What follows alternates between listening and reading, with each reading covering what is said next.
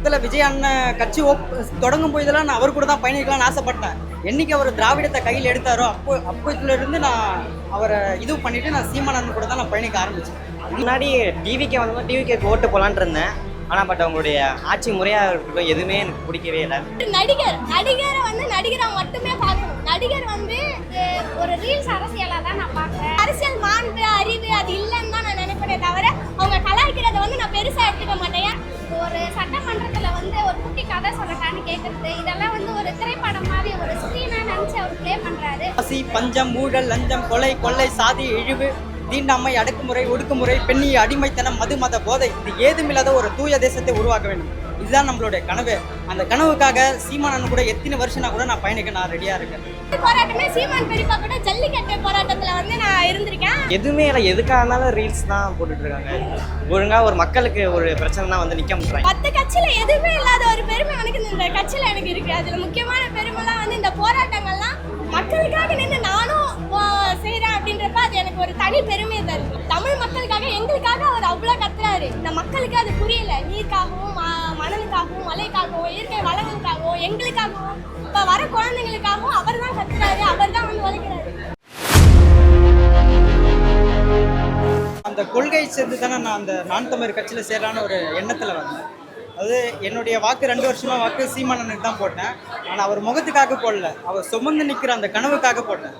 என்ன கனவுனா பசி, பஞ்சம், ஊழல், லஞ்சம், கொள்ளை, சாதி, இழிவு, தீண்டாமை, அடக்குமுறை, ஒடுக்குமுறை, பெண்ணிய அடிமைத்தனம், மது மத போதை, இது ஏதுமில்லாத ஒரு தூய தேசத்தை உருவாக்க வேண்டும். இதுதான் நம்மளுடைய கனவு. அந்த கனவுக்காக சீமானன் கூட எத்தனை வருஷம்னா கூட நான் பயணிக்க நான் ரெடியா இருக்கேன். மற்றவங்க எப்படியோ அவங்க கட்சி அவங்க இது இல்லை, ஆனால் சீமானனுடைய கொள்கை மட்டும் என்றைக்குமே நான் மறக்க மாட்டேன். ஒரு கொள்கைக்காக தான் அவர் கூட நான் சேர்ந்து நான் பயணிச்சுட்டு இருக்கேன்.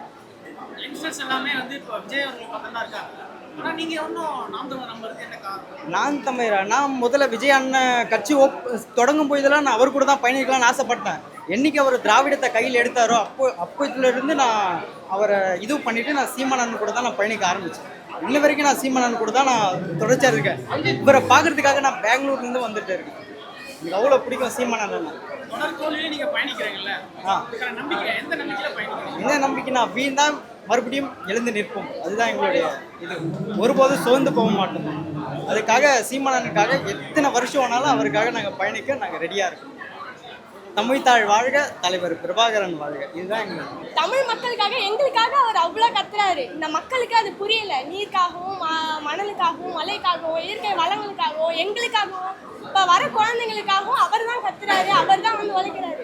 ஆனால் அவருடைய பெருமை அவருடைய மதிப்பு வந்து அவங்களுக்கு யாருக்குமே தெரிய மாட்டேங்குது. அது கண்டிப்பாக தெரிய வரும். அது எனக்கு தெரிஞ்சிருக்கு, புரிஞ்சிருக்கு. அதனால நான் இத்தனை வருஷமா எங்கள் அப்பா தான் வந்து என்னை அந்த கட்சியில் வந்து அறிமுகப்படுத்துனது. நான் அதில் இருந்து அவங்க சொல்கிறது சின்ன வயசுலேருந்தே நிறைய விஷயம் கேட்டு எனக்கு அது பிடிச்சி போய் அவங்க தோத்தாலுமே எனக்கு அவங்க தோற்ற மாதிரி அந்த ஃபீல் வர மாட்டேங்குது. அவங்க அவ்வளோ பண்ணியிருக்காங்க. அது எனக்கு வந்து ஜெயிச்ச மாதிரி உணர்வை தான் கொடுக்குதே தவிர தோத்த மாதிரி உணர்வு கொடுக்கல.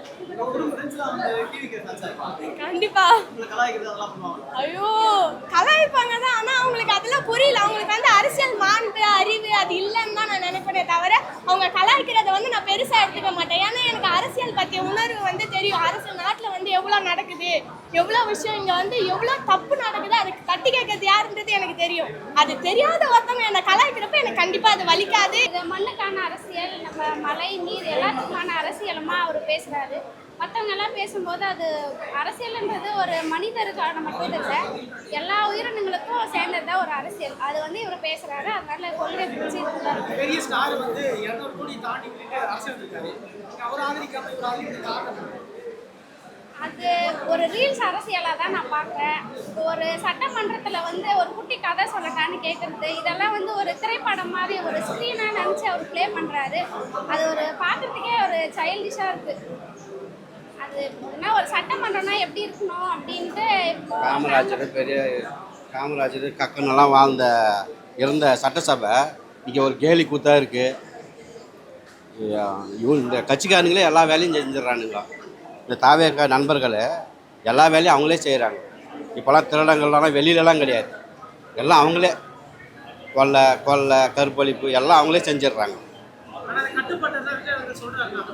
எங்கன்னா நானே வந்து ஒரு பர்த் சர்டிஃபிகேட் போனேன். 2500 கட்டணும். இப்போ ஒரு வாரத்துக்கு முன்னே அவர் ஊழல் ஒழிஞ்சிச்சு. இதை நீங்க நாம் தமிழருக்கு சேர்றதுக்கு காரணம் என்ன? காரணம் என்னென்னா நாம் தமிழரோட கொள்கை கோட்பாடு அரசியல் வந்து எல்லா மக்களுக்கும் எல்லா உயிருக்குமானது.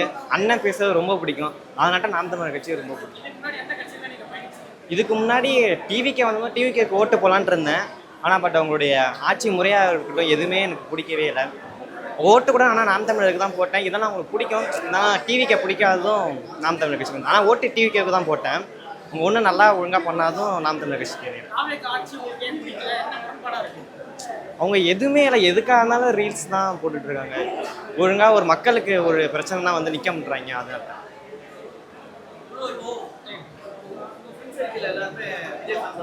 விஜய். அது அப்புறம் அண்ணனோட பேச்சை பார்த்து இன்ஸ்பிரேஷன் ஆகி தான் வந்தேன். ஆனால் அவங்க ஒரு சில பேர் இருப்பாங்க, ஒரு சில பேர் இருக்க மாட்டாங்க. அதெல்லாம் நம்ம கண்டுபிடிக்கூடாது. அதெல்லாம் ஆயிடும். அது ஒரு சில டைம் வரும். ஆனால் அவ்வளோவா நாங்கள் பாலிடிக்ஸ் பேச மாட்டோம். ஒரு சில டைம் ஆனால் வரும்.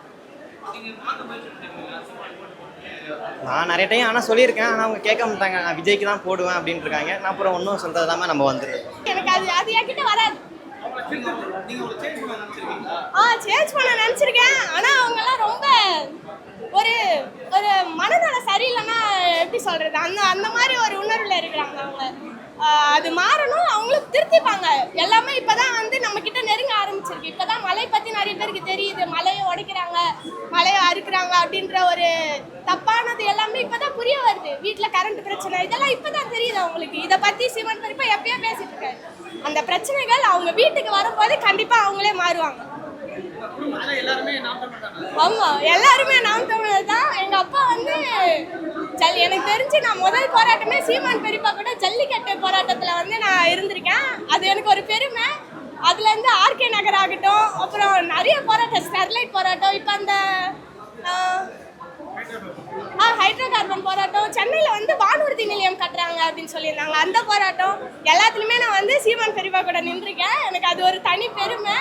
மற்ற கட்சியில் எதுவுமே இல்லாத ஒரு பெருமை எனக்கு இந்த கட்சியில் எனக்கு இருக்குது. அதில் முக்கியமான பெருமைலாம் வந்து இந்த போராட்டங்கள்லாம் மக்களுக்காக நின்று நானும் செய்கிறேன் அப்படின்றப்ப அது எனக்கு ஒரு தனி பெருமையை தருது. ஒரு பெரிய சூப்பர் ஸ்டார் வந்து 200 கோடி சம்பளத்தை விட்டு வராங்க. அவருக்கு ஆதரவு தெரிவிக்கிறாங்க. அவர் நடிகரை வந்து நடிகராக மட்டுமே பார்க்கணும். நடிகர் வந்து திரையில வந்து ஒரு நடிக்கிறாருன்னா மற்றவங்க எழுதி தர ஸ்கிரிப்டை தான் அவர் நடிக்கிறாரே தவிர அவர் உள்ளார்ந்து அவர் வந்து நிறைய விஷயத்த கற்றுக்கிட்டு வந்து நம்மக்கிட்ட நடிக்கிறது இல்லை. அது வெறும் நடிப்பு மட்டும்தான். எங்கள் பெரியப்பா வந்து ஈவன் எல்லாத்தையுமே தெரிஞ்சு பட்டு அறிஞ்சு அவர்கிட்ட அவ்வளோ பேர் அழுதுருக்காங்க, கெஞ்சிருக்காங்க.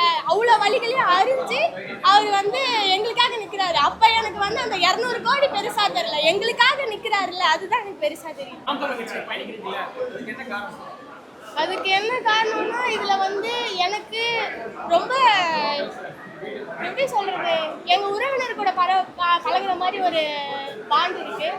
அது மட்டும் இல்லாமல் இங்கே வந்து எனக்குன்னு ஒரு பாதுகாப்பு. அது மட்டும் இல்லாமல் இந்த கட்சியில் வந்து இருக்கிற கொள்கைகள்லாம் பார்த்தீங்கன்னா உண்மையிலே வந்து தலை சிறந்த கொள்கைகள். அந்த கொள்கைகள் எல்லாமே அதில் முக்கியமாக பிடிச்சது வந்து பெண்களை தொட்டால் அந்த குழந்தைய வந்து புதைக்கிறதுக்குள்ள அந்த தப்பு யார் செஞ்சாங்களோ அவங்கள வந்து அதாவது தண்டனை கொடுக்கப்படும் அப்படின்னு சொல்கிறது எனக்கு ரொம்ப பிடிக்கும். அதில் ரொம்ப பிடிச்சதுனாலே அது மட்டும்தான். இன்னொன்று, தமிழ் தேசத்துக்காக தமிழர்களுக்காக ஒருத்தர் குரல் கொடுக்குறாருன்னா அவர் மட்டும்தான்.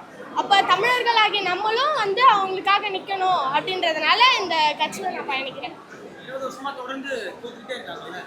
எந்த தைரியத்தில் நீங்க பயணிக்கிறீங்க?